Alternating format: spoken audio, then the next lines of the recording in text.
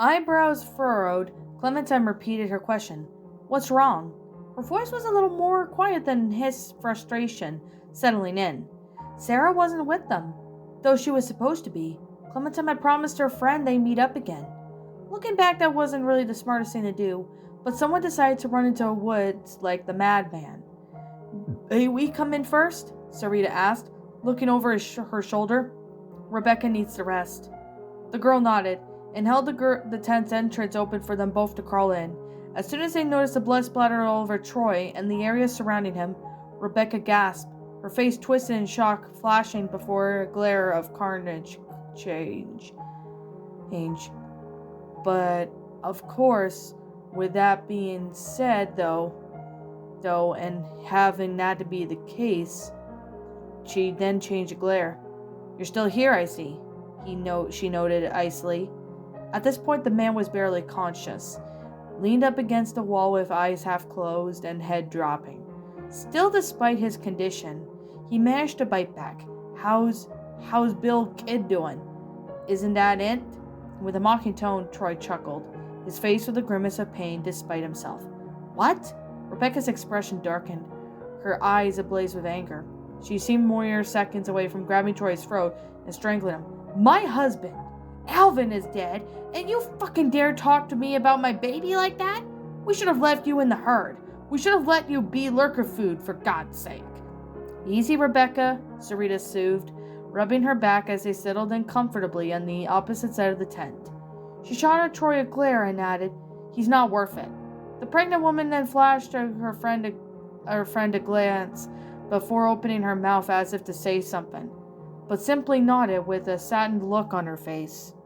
Clementine knew that she was thinking it wasn't fair that Alvin was there. Whoever's baby it truly was, Alvin was supposed to be there helping to raise it. Troy didn't even respond to the woman. Instead, he merely curled his legs further inward, sitting in an errated position across from them, with each of his teeth blared and eyes fiercely narrowed. The man reminded Clementine of the wounded animal. Knowing that he was injured and unable to fight back against an attack, he lashed out with all the energy he had left. But honestly, the amputate was the least of her worries right now. Once everyone was settled in, she turned to Serena and asked, You said you were worried about Sarah. Where is she? Her fear simmered in her belly, butterflies going mad as she waited for the woman to reply. Thankfully, Sarita's expression of words revealed worry, rather than straight up sorrow and grief. She was separated from us a while back, she explained. We run into Nick and Luke, who went after her. We would have gone with them, but... Her voice trailed off, and glanced a worried look at her companion. I'm sorry. If I had been able to keep going, we would have gone to her. Rebecca murmured, placing a hand absently on her stomach. I needed to rest. I couldn't make it the walk, and we saw a clearing up ahead.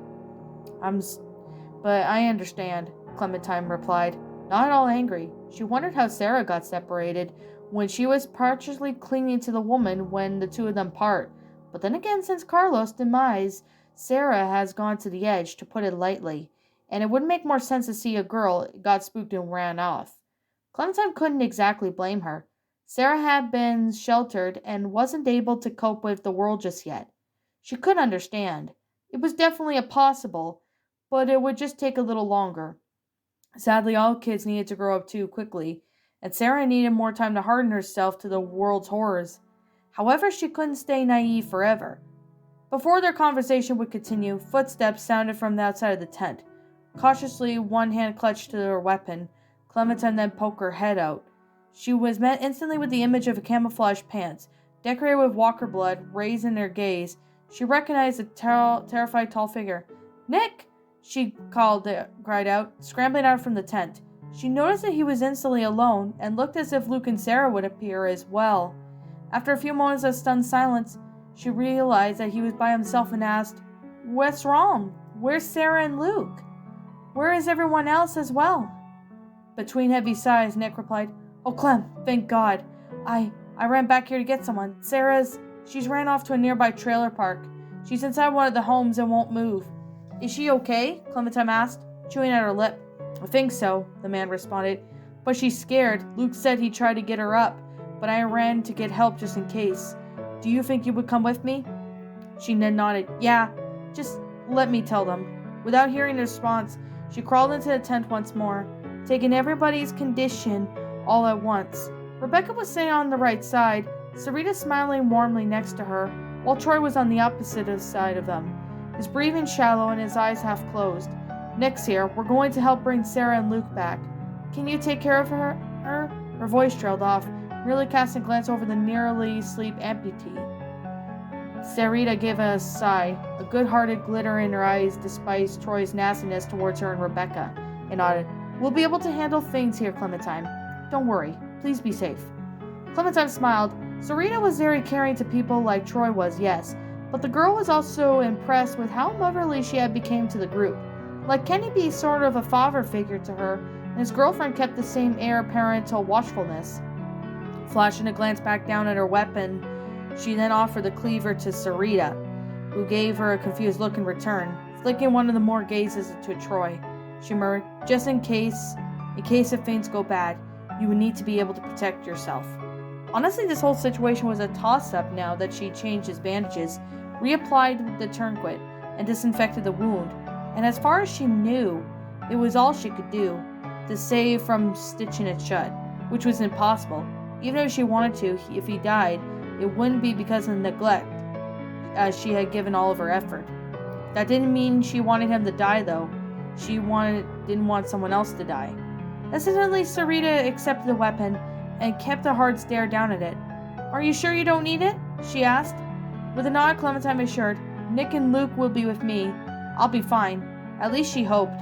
She could always find another weapon, as well as flashing a glance at Troy, curling his lips into a slight smirk, and she added, Make sure you be good, Troy. The man bitterly acknowledged her statement, and then shooting a glare at her, but was ultimately not saying anything in response. He looked as if the verge of passing out or falling asleep, and she didn't have the heart to bother him at the moment.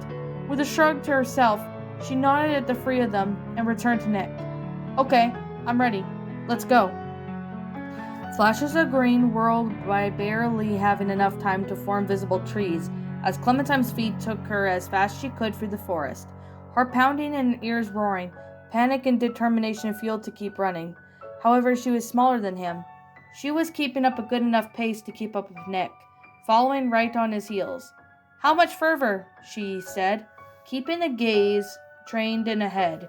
Nick had entered from the other side of the clearing, opposite to where Clementine and Troy had came into, so she had no idea what was up ahead. Just up ahead, Nick answered, his voice hushed and focused. Faintly she noticed the outline of some telephone poles in the distance, followed by the square-shaped mobile homes, growing closer and closer with each footstep. The trailer park came into view all at once, a rusty green fence surrounding the perimeter. Trucks and cars parked outside were left abandoned, the corpses of walkers littering around the ground like a giant people-shaped boulder. Nick didn't stop running, leading over to an opening in the fence, peeking through it. Clementine noted the pieces of the swing set and slide had crumbled to the ground.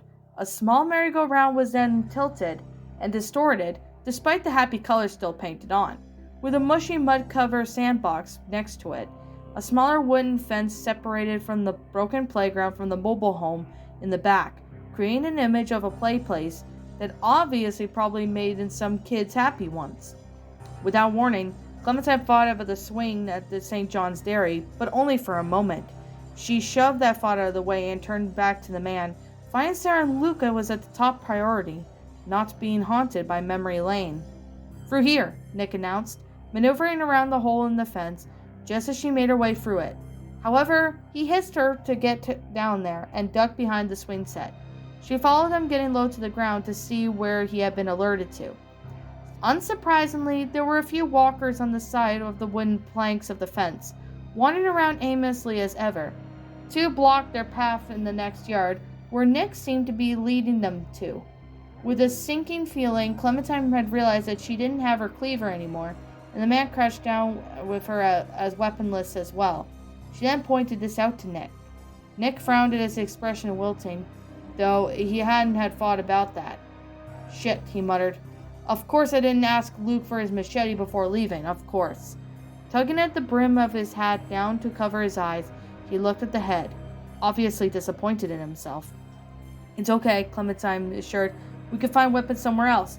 Lee had taught her that everything and anything was a fair game to be used against the walkers. If it was sharp or sturdy, it could slice or smash the brain with no problem. Luckily, there were a few broken planks surrounding the swing set, and the edges looked sharp enough to pierce through a walker's skull. Or at the very least, it could bulge into one to death. She then grabbed the other end and yanked on it, but she wasn't strong enough to break it free. When he noticed that what she was trying to do, Nick slid himself forward, taking a hold of the pieces of wood, and with a grunt of effort pried it free from the wreckage and handed her. "Nice going, Clem," he murmured, although he had been the one to get it. "Did you think you could get one of the ones closer to us? I'll try and distract the other one long enough for you to get it." She hesitated, not exactly liking the idea of him fighting walkers with no weapons. When he noticed her caution, he added, "I can do it. It's just like back in the forest after Pete." His voice trailed off. He didn't even dare finish his sentence. Clementine was aware that he could fight off walkers with his bare hands, as he'd done it before to distract them along with her trying to escape. But at the same time, she worried about him. Although he was a good guy, Nick was pretty reckless. She feared that he might try to become a sacrifice when all he needed to do was a distraction. Because of that, she glanced around again, hoping to spot something that he could use. There, pointed at the metal supports that once had been the slide together, and she whispered, "You can use one of those pipes. Should be strong enough to at least smack a walker down." Nick's eyes then brightened, and without a word, he picked up the broken piece off the pipe, lightly tapping the metal on his palm to get a feeling of how firm it was. Pleased, he smirked and met her gaze, seeming much braver than before. "All right, which one do you want?" "We can keep going with the original plan," she replied. "I'll get the closest, and you go to the one with the far one." "Sounds good. I got your back if you need me." Nodding her thanks, Clementine cautiously stepped out from behind the playground equipment, her eyes trained on the walker on the other side of the fence. A small hole provided with her a path for it.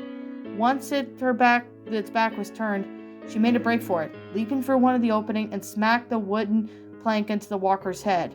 It turned around while empty eyes glaring hungrily at her, but she pulled back and swung again. This time the creature lost its balance, falling to the ground on its back. Wasting no time, she swung the plank on its head multiple times, feeling its head collapse after the fourth or fifth hit. When it finally lay still, she stopped and turned back to Nick. "Nice job," he whispered, a smile, obviously pleased. Taking a deep breath, he murmured something to himself and then hopping over the fence forward, his tall form shrinking down to emulate stealth. The girl watched him carefully, her eyes still wrapped around the bloody wooden plank, just in case. Nick prowled around towards the walker, swinging the pipe through the air and whacking it off its head with a sickening snap sound. With only the hit, the creature dropped to the ground, allowing one extra hit on it before it stopped moving. Motioning for Clementine to follow, he slowly crept through the yard, making his way towards a dumpster, taking it out another walker, attempting to get it over with. Smiling, Clementine followed his lead, staying low to the ground. Once she reached the dumpster, she peered over it, noticing instantly the small herd attempting to get in for one of the mobile homes. Based on Nick's lead, and judging by their shit of luck lately, Clementine had to guess that Luke and Sarah were behind that door. "That's a lot of walkers," she remarked, quietly, apprehension warming its way into her expression. Nick took notice of her worry and bit his lip. "I know, but we need to get in there. We gotta get Luke and Sarah." Something had changed about Nick recently. She hadn't really noticed until now, but it seemed like he had more courage. Fierce determination in his eyes was proof enough that he was more than a hero now, even if he still saw himself as a villain. Despite what had happened on the bridge, Clementine had started to see him as a hero too. "How do we get in?" she asked. Nick paused, looked around. Fuck, I don't know. Fuck. He then struggled to think of something, anxiety clearly written all over his face, coming up with a solution on the spot. "Maybe, I don't know, we can use a noise to distract them?" Nodding, she responded, "That sounds good. We could lure them away, over towards this dumpster. We can maneuver around the door there." The abandoned pickup truck was in the yard, gave her an idea. Lee had once told her that back in Crawford garage with Molly, a car alarm had gone off, bringing tons of unwanted walkers near them. It wasn't exactly the same situation here, but the horn would do the trick. and it would surely be loud enough to get the creatures away. But they need to do something to keep the horn blaring for as long as it could. Looking down at the corpse of the walker he had taken care of, she turned to Nick and asked, "Can you drag this guy over to the horn of the truck?" She practically can see the gears turning in his head, but when he finally seemed to get what she was going for, he nodded. Without a word, he hooked his arms under the walker and dragged it over to the truck. Luck was once again on their side. It seemed that the door to the vehicle was unlocked, and once Nick had placed the corpse on top of the steering wheel, it was evident enough that the horn still worked. Blaring honks echoed like an alarm, causing the walkers clawing at their attention to the door of the home to turn their heads to the lumber towards the sound. They weren't able to make it over to the dumpster, and the barricade was set up around it. However, stuck glowing, growling, and swiping at the air, this was a perfect distraction, allowing them to go around to get to the door safely. Two of them rushed up the stairs to the entrance closest to them, slowing their pace down once they were inside. Two walkers were inside, nails scraping against the windows, obviously distracted by the noise outside. Clementine really missed her hatchet, and the walker approaching her was much larger, around Nick's height, and she only had her wooden plank to use. With a quiet grunt of effort, she swung the weapon, hitting the creature's head. It shook off the blow and continued to stumble towards her. Backing up, she nearly fell on her backside before Nick took out the walker with the swing of his pipe. She then turned to see he had already taken care of the other walker, his brain smashed and leaking all over the carpet. "Thanks, Nick," she commented, flashing him a smile playfully. She added, "You're getting better at aiming." Shyly, the man pulled his hat down over his eyes, a slight flush appearing on his cheeks. "Nah," he mumbled, shrugging down his broad shoulders. They soon continued, and they've hopped down out of the home to step on the ones they needed to get to. Clementine jiggled the handle, cursing under her breath. She realized that it was locked. The walkers had gotten bored with the noise and began to turn around, already growling as they saw two pieces of prey. "Clem, we gotta get in the building. Try something," Nick yelled, raising his pipe to keep the approaching creatures at bay.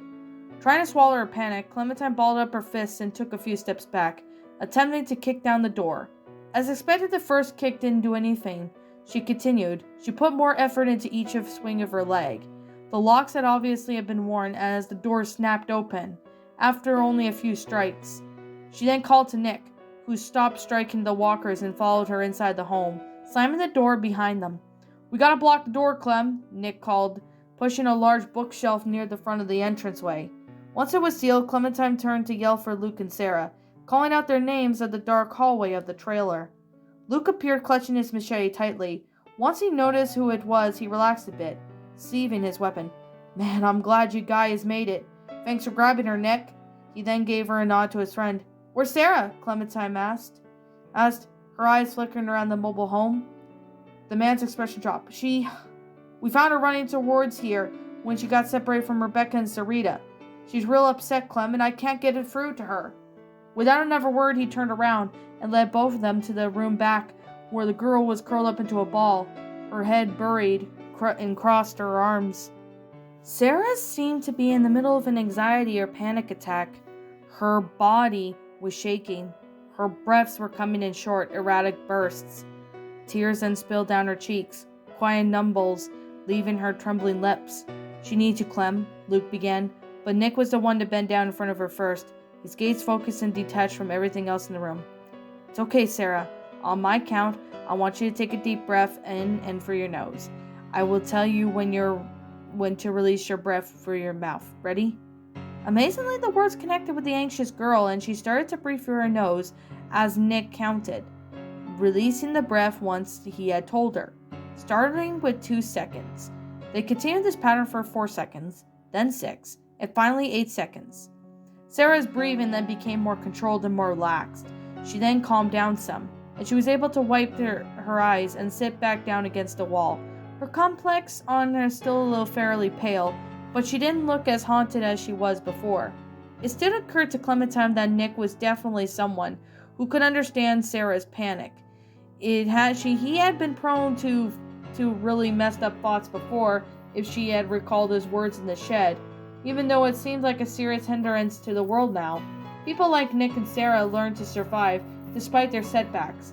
Anxiety, depression, it was all part of who they are. Ultimately, it didn't mean that they were a lost cause. Nick then turned to her and nodded. She's all yours, Clem. Having calmed Sarah down successfully, Clementine would be the one to speak for her better. Clementine then crouched down in front of her friend, murmuring, Hi, Sarah. The older girl lifted her head, horribly unfocused and her fear laced with her expression. Hi, she whispered. Clem, I'm scared. I can't. I want my dad. I know how you feel, Clementine replied, her eyes softening. It's one of the worst feelings in the world, ever since the walkers. So many people I have known died, people I love, and I know what it's like to be scared. Sarah sniffled, raising her hand. You do? But you've never been scared. You've been one of the bravest people I know. I'm not like that.